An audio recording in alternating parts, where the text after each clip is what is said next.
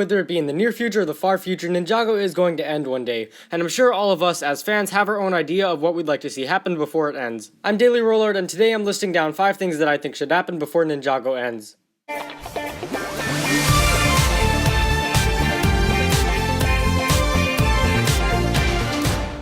Hey guys, welcome back to the channel for another top 5 video. So I should mention before I start the video that order doesn't exactly matter in this video. There's no best to worst in play here, so I'm not really ranking anything. But anyways, with that being said, let's get started.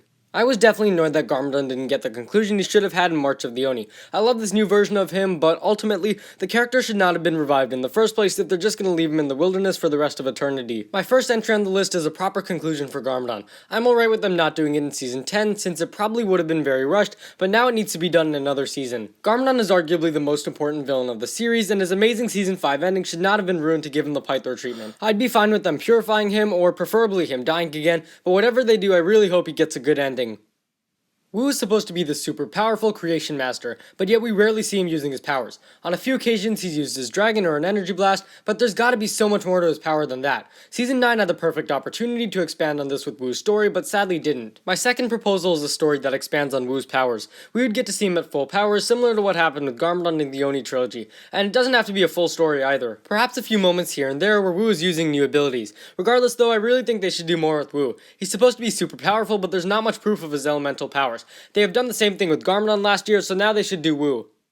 The chances of this happening are pretty low, but I'd love to see a season about Klaus. Klaus is actually in the underworld right now, and this happens in the canon comic book series called the Dark Island Trilogy, set after Skybound. He basically tries to corrupt the Temple of Light or something like that, but he fails and gets banished to the underworld like his rival Garmadon had. Klaus is a cool villain, and more people deserve to know about this extended story. It would be awesome to see him commanding the skeleton army and using them for his new scheme. And having said that, this would also be a great way to bring back the skeletons, and perhaps a Klaus season could have an emphasis on magic. I for one would love to see something magic related. This season would also serve as the conclusion for Klaus's story. Ninjago as a kids show often plays it safe, so I know this one is a bit of a stretch. We've never really had a permanent death for the main characters. Zane and Nia came back in a matter of minutes, and the closest to taking the title would be Garmadon, but of course he returned too. I really would want to see another significant death before the series ends. They've been executed extremely well in the past and would be an awesome break from the usual safe route. My pick would be Wu, because let's face it, he isn't really needed anymore. He could have a peaceful death and then pass the torch to Lloyd for good this time. I'd also be cool with Zane dying again, no pun intended. His arc is finished a long time ago and he hasn't done anything amazing since the 4th season. Whatever the case though, Ninjago can stand to take more risks, and this would be a very effective way. There are 16 realms in existence. We know the majority of them, and 2 of them have been destroyed. This leaves about 6 realms that we don't know yet. My final entry on the list is to find out about those remaining realms, and this could work very well in the final season. Imagine a threat similar to the Oni that threatens the realms, and so every realm must come together to fight it. We'd be able to find out what those final 6 realms are. Revealing the remaining realms would be a great way to end the series off. Not to mention there's a lot of potential for backstory and awesome concepts as well. Some of these new realms could have amazing concepts and a lot of lore to be elaborated on. Ninjago's been doing a good job of introducing new realms lately, so I hope that'll continue and that we can eventually see them all.